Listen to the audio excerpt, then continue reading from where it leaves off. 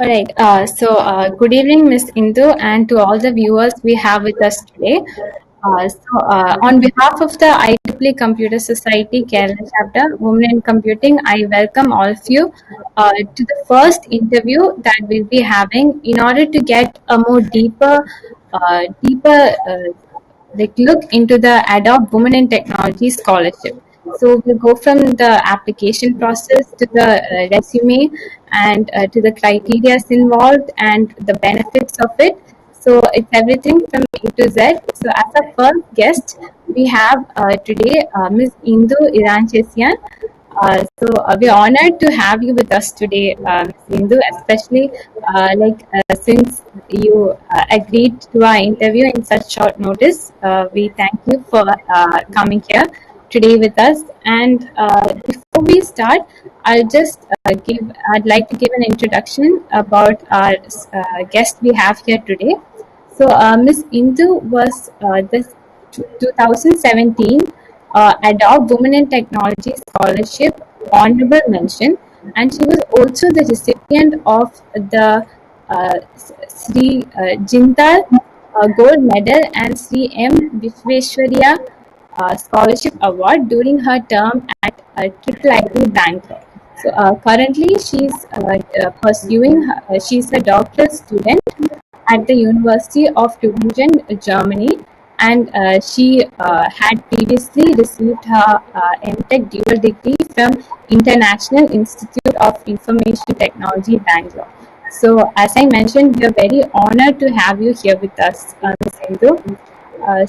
From this session, the main aim is to just get a deeper look into how you can apply to the Adobe Women in Technology Scholarship and the benefits that you get, and just a quick brush through the process.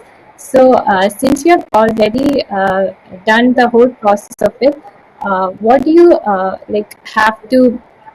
What is the Adobe Scholarship actually about? How does it benefit women in technology? Yeah, so hello everyone, and thank you for the very nice introduction, Anne. So let me get started. The Adobe Women in Technology Scholarship is a very great tool. It helps you to connect with the industry, and it's a scholarship which you get to fund your academic necessities or needs. And the scholarship is available in two formats. One is the Women in Technology India, and one is the Women in Technology, the international program. For the international program, you also get an Adobe Creative Cloud subscription for 1 year. Um, with which you get the Adobe PDF editor, Adobe Illustrator, the web development and web design tools, and all of these. In general, if you buy these, it's $50 per application. If you download it from the Adobe store, but you get this entire suite to try out for 1 whole year, and this is a very good thing for women who are pursuing technology. And in case your application is successful, they also try to connect you with a mentor, a researcher in Adobe. So for this, they try to find a match between your interests and the people who are working at Adobe on different research projects. And if there is a match, they connect you with one of these people, and this mentor would guide you, would assign you a project, and would guide you to go through this project and so on. So this is again an amazing opportunity to connect with Adobe, which is a great company, and it has a lot of really cool research projects going on in areas of computer vision, computer graphics, machine learning, and computational photography, and also virtual and augmented reality. All of these are very beneficial for women out there. And also, the third thing is there is also an offer for internship. So for the internship program, however, you will have an additional rounds of interviews where you'll have more coding tests and so on. But still, there will be an offer for internship if your application is successful. So there's this entire package of benefits that you get. First is the scholarship funding, the Adobe Creative Cloud subscription, the mentoring for a project, and also an internship offer. So this is a really great program, and I encourage anyone who is here to really go ahead and apply for it. Yes, thank you, Ms. Sindhu. And in the application process, for the application process, we have the CV or resume and a few essay questions and maybe an optional video upload. So, among all these, what do you think is the main part that an applicant should focus on, or the most important part in respect to the reviewer? Yeah. So the most important part that I think are the essay questions, your CV, and the letter of recommendation. So these three are going to be very important components. And for the we talk in detail about the essay questions, but first about the CV. So your CV should highlight your personal details, your current affiliation, where you're working, which year you are in, and all your, since most of you may be bachelor's or master's students, then you have to write also details about your schooling and so on. And it must list all of the projects that you have worked on till date, along with the timelines for each project and what all technological tools you have used for that particular project, and a very, very brief 1 or 2 line description about what you have done in the project. So the CV can be 1 to 2 pages, not more than that.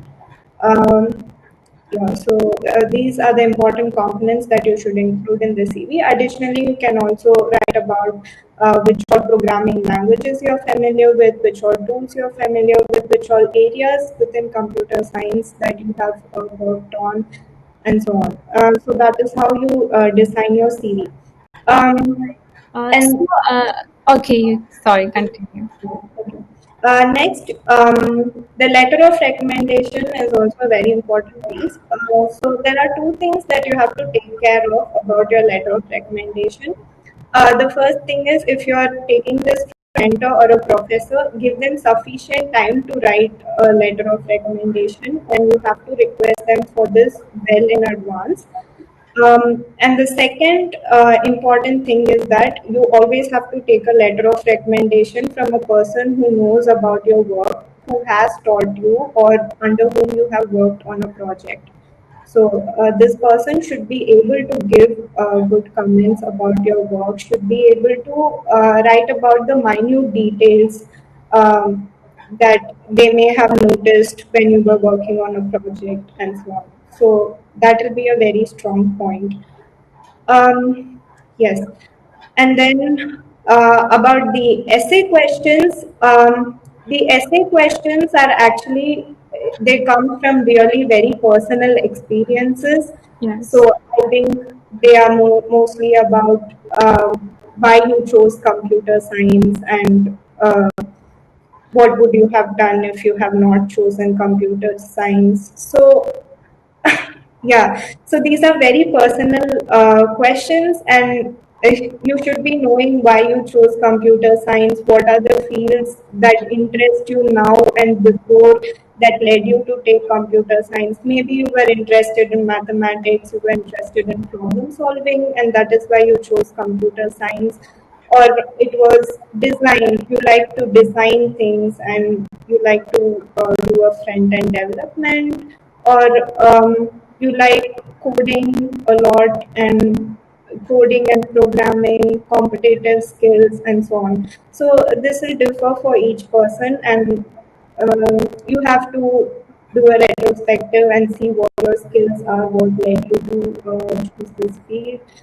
And The second important thing is they ask you to show some of the experiences which highlight your qualities like leadership skills. So in these kind of questions, I would suggest that you do not put in sentences which describe yourselves, but more about what you have done. So let the project speak for itself.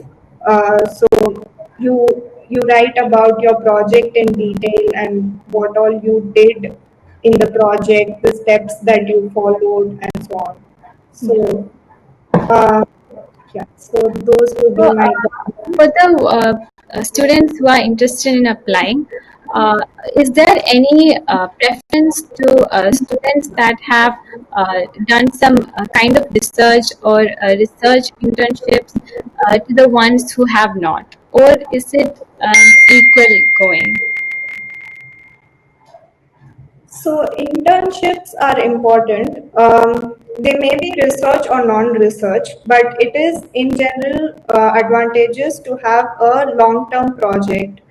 So a project on which you have worked on for a long time and you have contributed a significant amount to it, Yeah. and you can speak about it confidently. And there were some challenges that you faced in the process of implementing it, and how you solved those challenges. So these all come with a long-term project. So it may not necessarily be a research project, but it has to be a long-term project. All right. So, coming to the video, what kind of content do you think the application is expecting from the applicant? Like, what would the reviewer actually want to understand from the content of the video? Okay.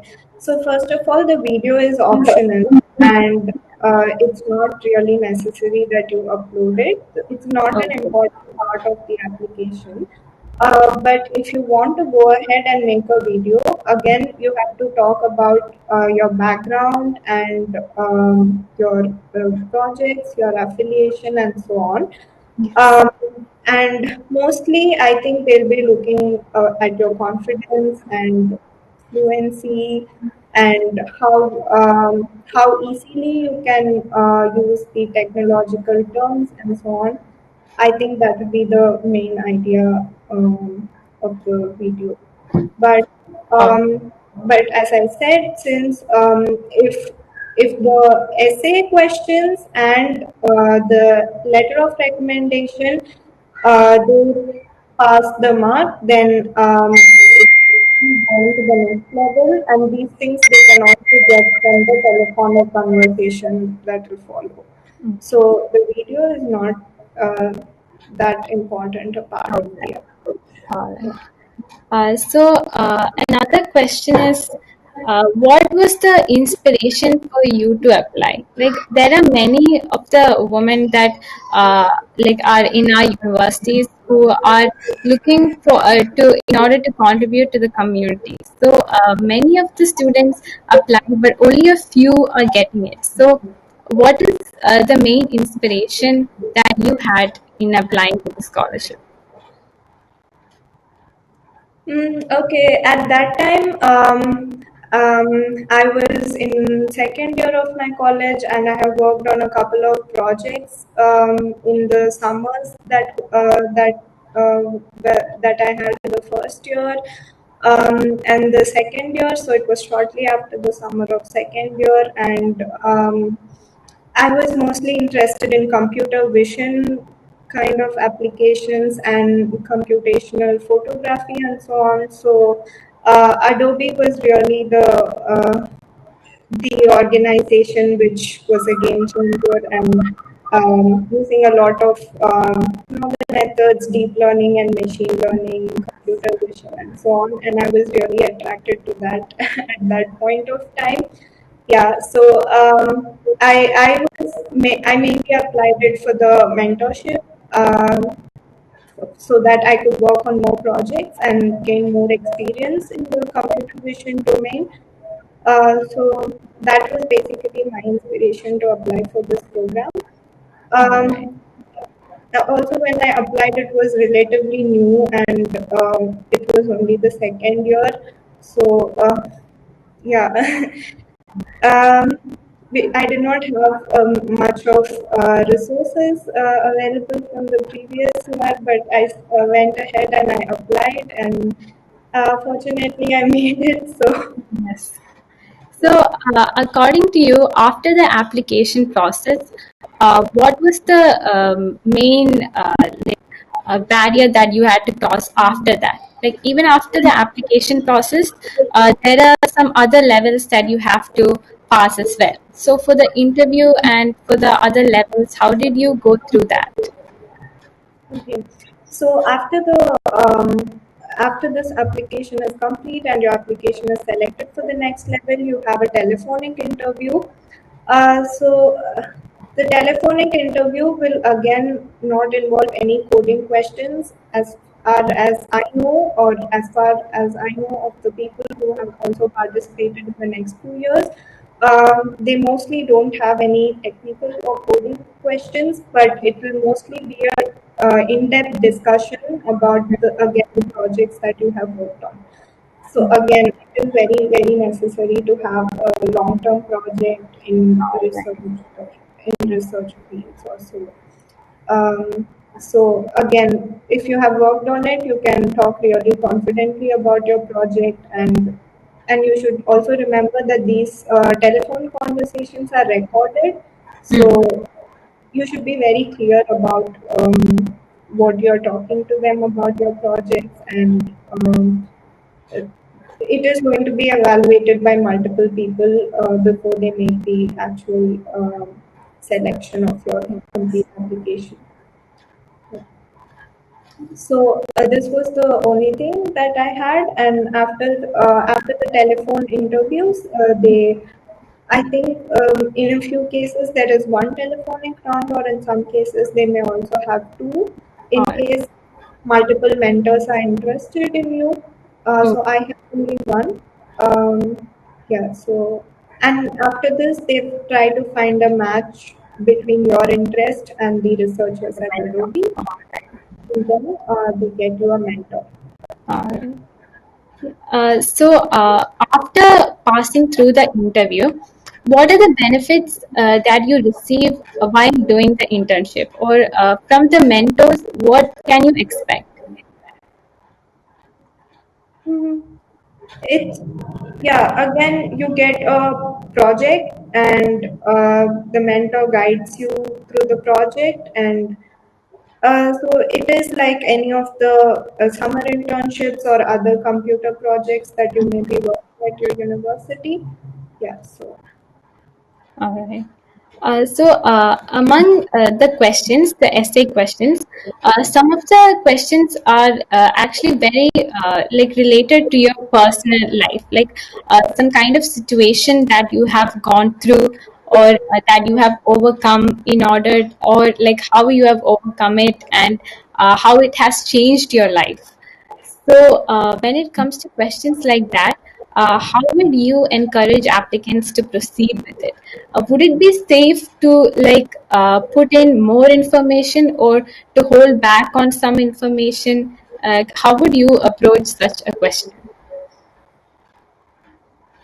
Okay, so in such questions, you have to honestly write about the challenges that you may have faced in any situation, and these are not personal but technical challenges that you may have faced. And yeah, so yeah, you write about the um, different challenges. So, for example, if you are very much interested in doing a deep learning project, but you do not have access to the resources, computer resources, have no access to such GPUs also. So that could be a kind of challenge that you can write about, and how you overcome this. Yeah. Um, So basically, like we have to give more importance to the technical difficulties that we have faced. In okay, all right. yes. Yeah. Sure. Okay. So, are there any words that you would like to give to the applicants out there who are going to apply this season or the coming seasons? Like, is there any words that you would like to share with them in order to get a successful application? Yeah, so the main thing is you have to focus on your essay and write these questions, and you have to take multiple rounds at it. Go through it once and then go through it again, keep editing it, and you can always send this to others for review, maybe Yeah. your professors, your mentors, your friends, your family members, anyone who can help you make it better. Yes. And keep getting reviews and keep editing it, go through multiple rounds and until you think it's perfect. So you have to give a lot of time for preparing the application and also get your letter of recommendation from a good person who knows you, with whom you have worked.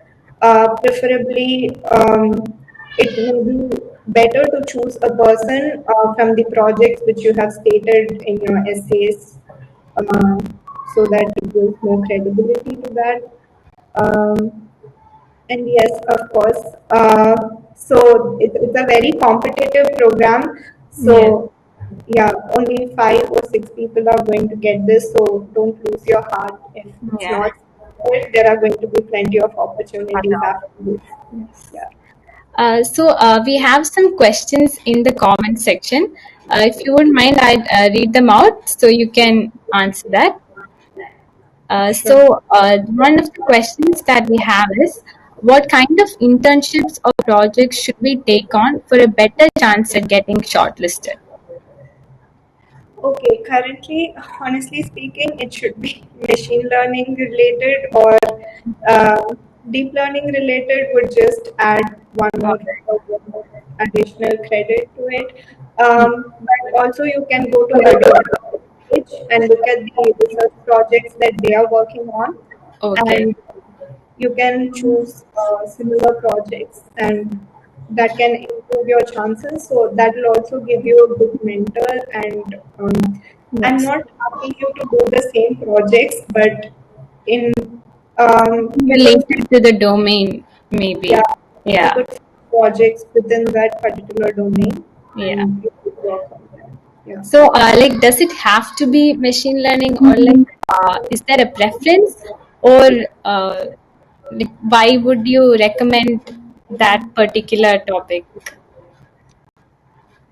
So it's not just because it's my interest, because that is what is currently popular. And so machine learning people are required a lot, both in the industry and in the academia. Yeah.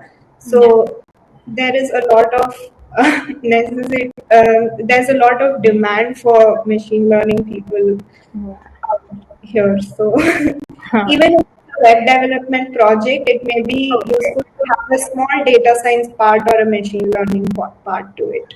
Yeah. It doesn't have to be deep learning. It can be a simple logistic regression or even Hmm. the basic machine learning models. Or it could be data science also, a Yeah. little bit of statistics and such kind of Maybe things. like the willingness of the applicant to like try doing projects. Like, Mhm. Yes. yeah. That is of course important. So you should show that you have the capability to do a long term project and you are interested to spend the time on doing such kind of projects, useful ones. Yes. Okay, so the next question that we have is, how long was this process? Like, after how many months do we get a telephonic interview? Okay. So this was 3 years ago, and I don't remember exactly Yeah. how many months, but I think um, roughly around a month. All right. Yeah. Okay. So if we are selected, we'll get the phone call or the email in like a month. Yeah. Yes. All right. Okay.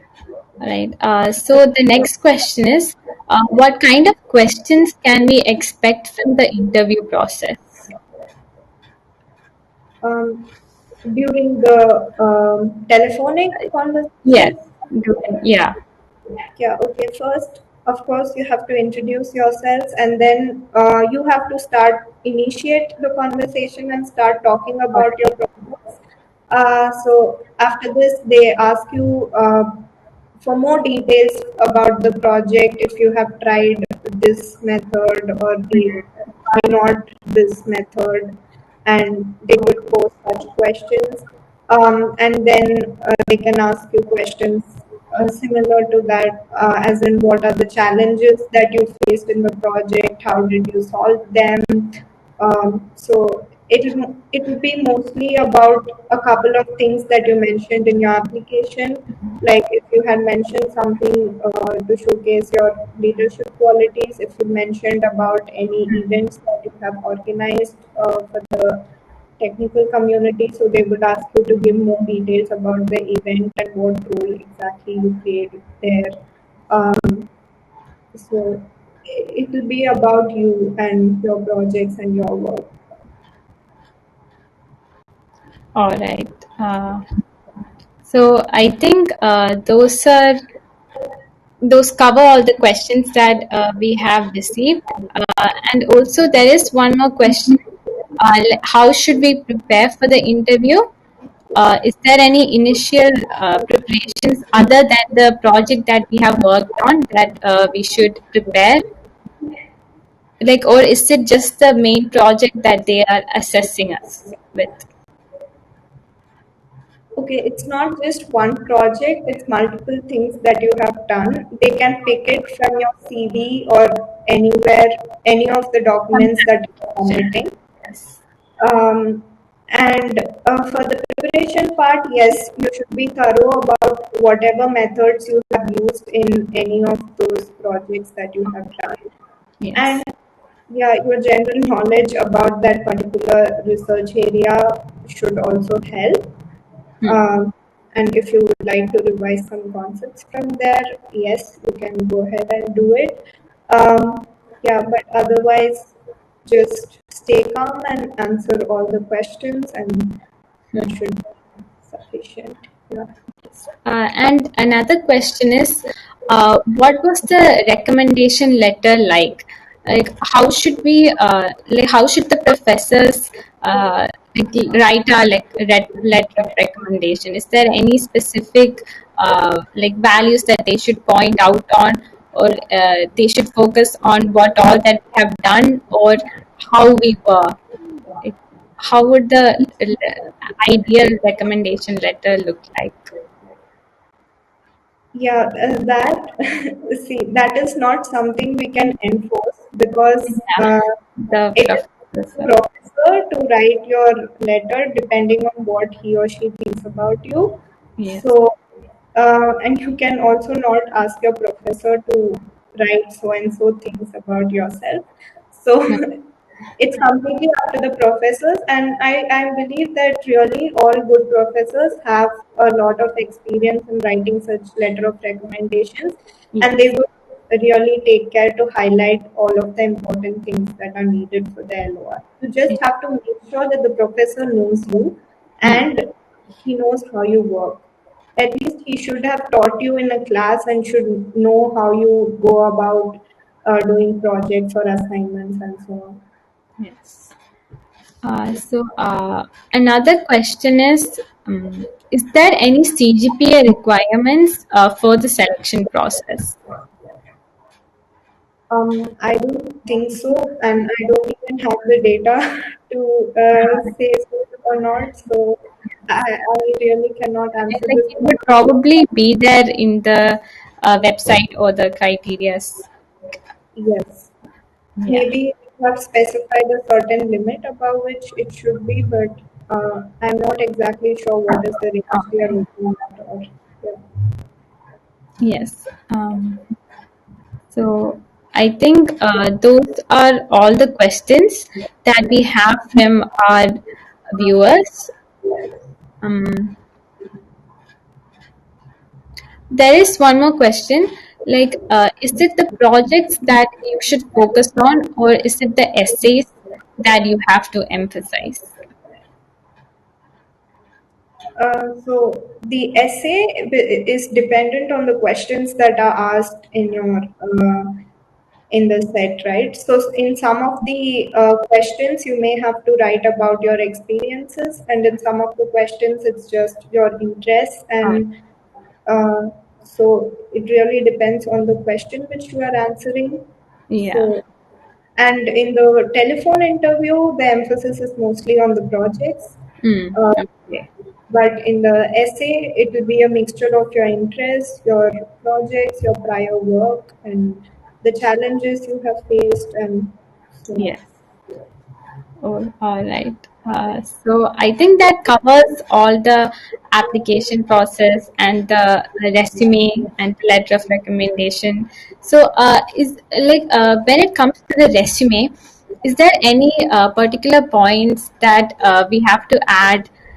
Should we like be like descriptive about our projects in the resume, or should we leave that out? Not leave it out completely, but just give a brief description, or should we actually be more descriptive about the projects in in your the resume? CV. Yeah, in the CV. So in the CV, you can just follow the template that I mentioned in the beginning. So you give a timeline about from which month to which All right. month you did Yes. that project, and then a small title for the project that you did, a Okay. small title. You can make a title on your own, and Mhm. then a brief 1 or 2 line description about the project, very, very brief, Oh, within 1 or 2 lines. And yes. then also the technological tools that you use for it. It could be C or Python or the programming language, or I don't know, Amazon Web Service, Google Cloud, anything that you use for the project. Um, yeah, so that should be sufficient All right. in the CV. Yes. Thank you so much for answering all the questions. We were so honored to have you because it was in such a short notice, and thank you for coming here. Uh, so, from the Adobe Women in Technology Scholarship, what do you think are the main things that you have gained from it? Like before going into it and after coming out of it, what do you think has affected you most or has benefited you most from the program? Okay, the experience of writing all this application is itself very advantageous, because going forward, since I chose to do a PhD, I had to keep writing such personal statements and so on, and this was like a first step for me, and this in itself was very beneficial. The Yes. process of writing an essay and getting a letter of recommendation. So that is one thing. And of course, you get the scholarship, which is a good amount, and yeah, that is good. I also got to play with some of the Adobe tools, which I got from the Creative Cloud, and of course the mentorship. So yeah, there were a lot of benefits, such as these. Yes, so I think for me, since I opted for a PhD, maybe if I had gone for a job kind of thing, the internship would also have been very advantageous for people who could go down that track. But for me, as a PhD student, the essay writing process and all the everything that came with the application process itself was quite Yes. beneficial.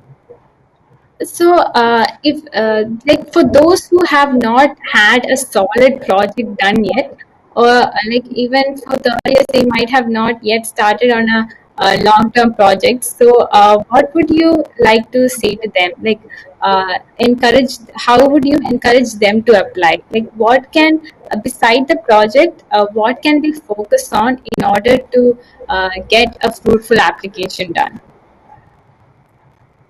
So, you need to have something to show that you're passionate about technology and computer science, and to do that, you need to have some experience in the field, and that comes with projects and work or internships, in my opinion. So, you really need to have this, and if you don't currently have this, then maybe you can do some internships or take up internships this year, and you can always apply for the next term. So yeah. All right.